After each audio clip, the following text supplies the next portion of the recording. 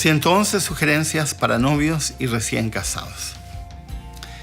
En el contexto androcéntrico y machista que vivimos, muchos varones suponen que las que deben preocuparse de los métodos anticonceptivos son las mujeres.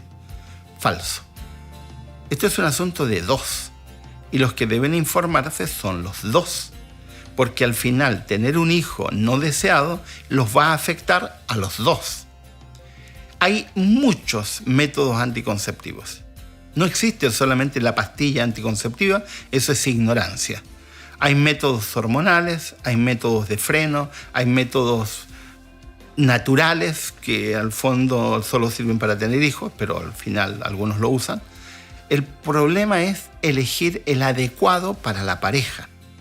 ¿Y cómo sé cuál es el método anticonceptivo adecuado para la pareja? Eso tienen que estudiarlo juntos con un profesional, con un médico especializado en planificación familiar.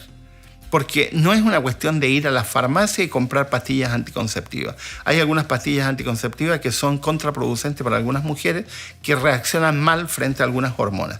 Por lo tanto, lo que se necesita es la guía, la orientación de un profesional adecuado que les pueda guiar para que no traigan hijos en momentos inadecuados y para que no hagan lo incorrecto de pensar que tienen que tener todos los hijos que Dios les da, que es un mito medieval que todavía se sigue transmitiendo hasta el día de hoy, porque Dios no le da hijos a las personas.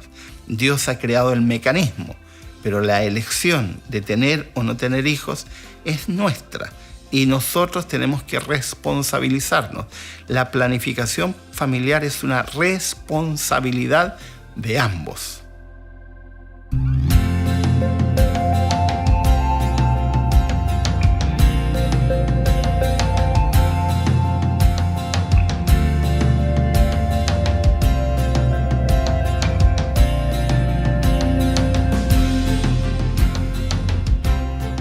...111 sugerencias para novios y recién casados. La ignorancia es poderosa y las personas ignorantes terminan cometiendo errores gravísimos y finalmente peligrosos.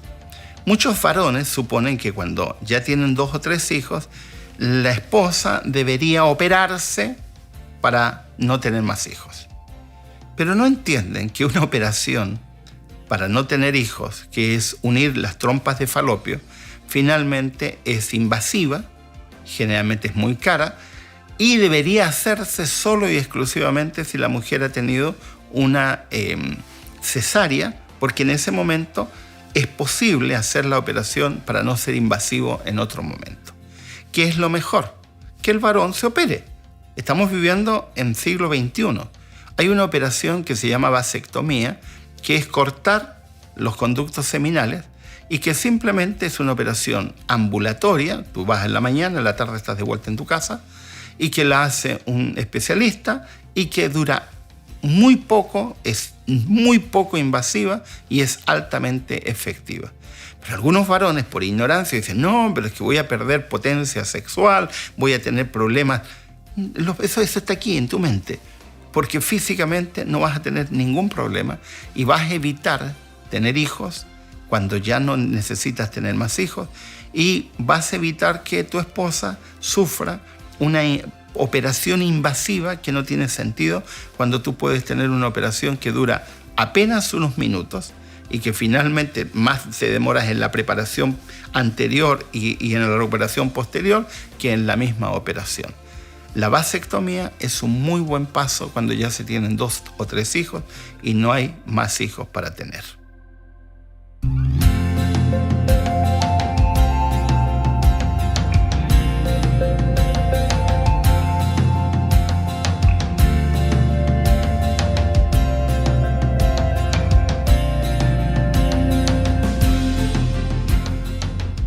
...111 sugerencias para novios y recién casados. Los pájaros, antes de tener crías, se preparan.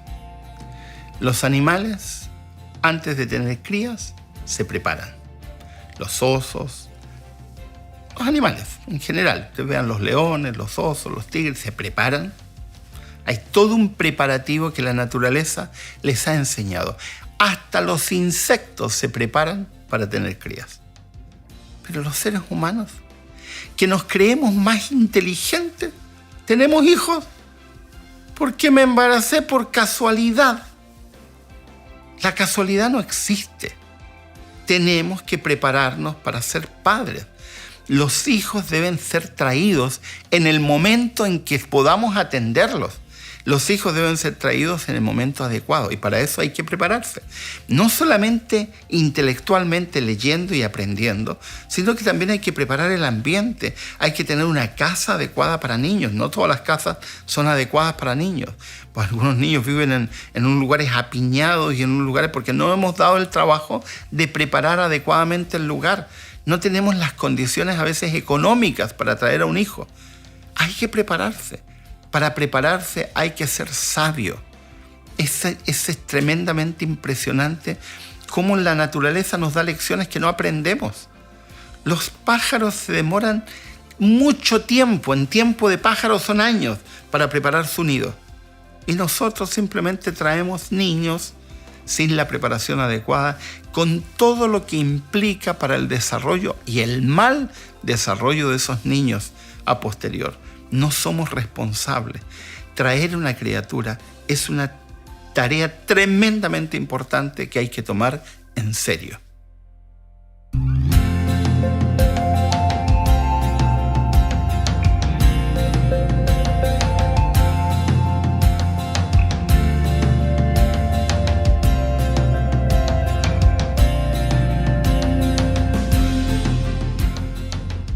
Y entonces sugerencias para novios y recién casados. Es impresionante cómo muchas personas gratuitamente transmiten a otros sus propias frustraciones. Es impresionante cómo en las bodas, por ejemplo, suelen acercarse a algunas mujeres y varones que han tenido pésimas experiencias sexuales para hablarle, entre comillas, de las cosas de la vida a la novia y al novio. Perdónenme, pero eso es absurdo. No escuchen a los pájaros de mal agüero. La vida sexual es un proceso que cada pareja debe vivir y es un proceso único de cada pareja, es un universo. Cada pareja debe aprender a vivir su vida sexual en un proceso que lleva años. No es cosa de tener un encuentro casual sexual. Es proceso de aprendizaje. Tienen que aprender sus tiempos, sus ritmos, conocer su cuerpo, entender la sensibilidad y la sensualidad de su cuerpo. La sexualidad es algo hermoso, por eso que en la Biblia hay un libro exclusivo dedicado a la sexualidad, que es Cantar de los Cantares, que no habla de la iglesia y de Cristo, porque eso es un mito medieval también, sino que habla de la vida sexual de una pareja normal y sana. Cuando nosotros aprendemos, estudiamos, y hablo de estudiar, de leer, cuando analizamos, preguntamos, porque nadie tendría por qué enfrentar disfunciones sexuales, y cuando alguien tiene disfunción sexual tendría que consultar a un profesional. No estamos viviendo en el siglo XVI, estamos viviendo en el siglo XXI. Hemos estudiado, sabemos muchísimo, pero la gente no pregunta.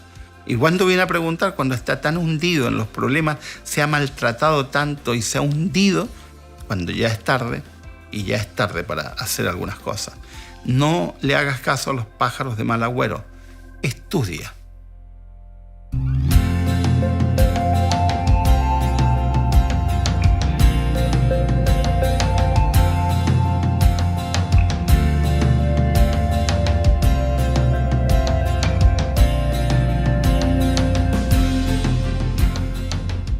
Si entonces sugerencias para novios y recién casados. Algunos escritores medievales le han hecho un daño terrible al cristianismo de todos los tiempos, especialmente por la transmisión de ideas erróneas respecto a la sexualidad. Varios de ellos, al leerlos, uno empieza a entender que tenían fobias sexuales o tenían algunas discapacidades sexuales o tenían sexopatías que finalmente transmitieron en sus escritos. Y lamentablemente le hemos llegado a creer. Por ejemplo, el mito de que la única razón de la existencia de la vida sexual es para procrear, para tener hijos. Pero resulta que el único libro de la Biblia dedicado exclusivamente a la sexualidad, que es Cantar de los Cantares, no hace absolutamente ninguna mención a hijos. ¿Por qué? Porque la vida sexual tiene que ver con la procreación, pero tiene que ver más con la recreación que con la procreación. Con la necesidad que las personas tienen de cariño, de caricias, de sensualidad, de sentirse acogidos, protegidos, cuidados. La sexualidad tiene que ser vivida en un contexto de alegría. La Biblia habla de la sexualidad como recreación en el libro de Proverbios, el capítulo 5. Lo entiende como un hecho normal, hermoso. Y para que eso ocurra, tiene que ser vivido en un contexto también normal, en un contexto donde la pareja entienda que la vida sexual es un don de Dios. Es un don de Dios para ser vivido en el matrimonio, pero para ser bien vivido, no para sufrirlo como algo, como un mal necesario, como algunas pobres personas reprimidas sexualmente transmiten, sino para vivirlo en un contexto de alegría, en un contexto de gozo, porque es un don de Dios, un don bendito entregado a la pareja humana.